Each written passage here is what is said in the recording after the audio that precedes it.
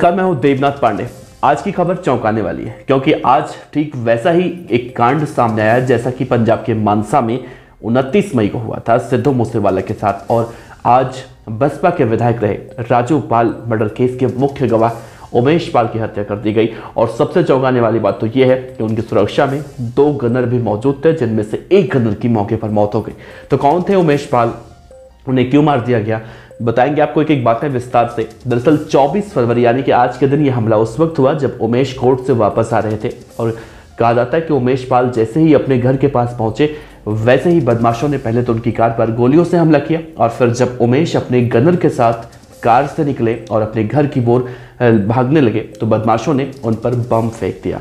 स्थानीय लोगों ने तीनों को तुरंत स्वरूप रानी नेहरू अस्पताल में उन्हें एडमिट कराया। इलाज के दौरान उमेश पाल और उनके गनर संदीप मिश्रा की मौत हो गई। दूसरे गनर राघवेंद्र का इलाज चल रहा है, उनकी हालत गंभीर बताई जा रही है।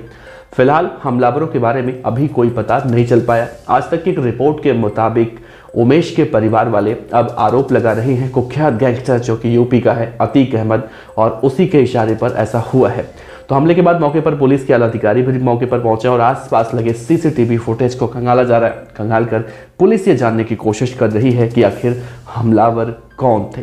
तो यूपी में साल 2004 के आम चुनाव में यूपी के फूलपुर से सपा के टिकट पर अतीक अहमद सांसद चुना गया था और इसके बाद इलाहाबाद पश्चिम विधानसभा सीट खाली हो गई थी और इसी सीट पर हुए उपचुनाव में सपा ने अतीक अहमद के छोटे भाई अशरफ को टिकट दिया, लेकिन बसपा ने उसके सामने राजू पाल को खड़ा किया। उस उपचुनाव में बसपा प्रत्याशी राजू पाल ने अतीक अहमद के भाई को हरा दिया था। उपचुनाव में जीत दर्ज कर पहली बार विधायक बने राजू पाल की कुछ महीने बाद ही 25 जनवरी 2005 को दिन दहाड़े गोली मारकर हत्या कर दी गई थी और इस हत्याकांड में देवीपाल और संदीप यादव की मौत हो गई थी। 2 अन्य व्यक्ति भी गंभीर रूप से घायल हुए थे। इस हत्याकांड में सीधे तौर पर सांसद अतीक अहमद और उसके भाई अशरफ का नाम सामने आया था।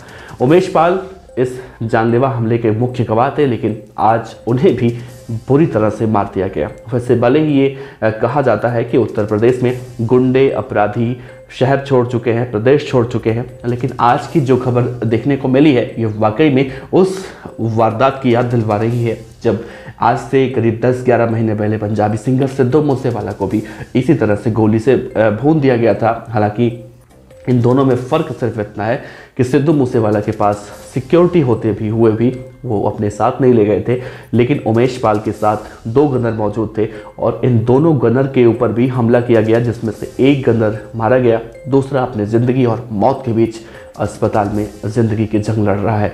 तो फिलहाल इस पूरे मामले में पुलिस अभी जांच पड़ताल कर रही है। अब देखना अहम होगा कि क्या जिस तरह से सांसद और गुंडे अतीक अहमद का नाम इसमें सामने आ रहा है तो क्या अतीक अहमद का इसमें वाकई में कोई हाथ है या फिर इसके पीछे की तस्वीरें जो हैं वो कुछ और ही निकल कर सामने आएंगी।